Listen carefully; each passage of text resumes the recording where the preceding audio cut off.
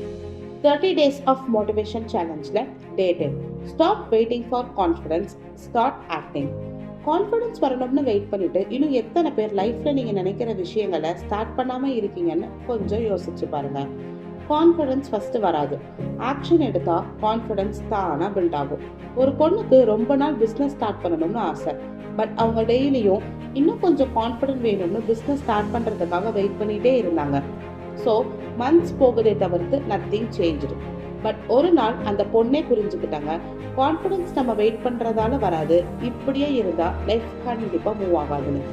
இதை ரியலைஸ் பண்ண உடனே அவங்களுக்கு எவ்வளோ பயம் இருந்தாலும் பரவாயில்லன்னு அவங்க பிஸ்னஸை ஸ்டார்ட் பண்ணாங்க. அதுக்கப்புறம் கான்ஃபிடன்ஸ் அவங்களுக்குள்ள ஆட்டோமேட்டிக்காக பில்ட் ஆகிறதையும் ஃபீல் பண்ணாங்க.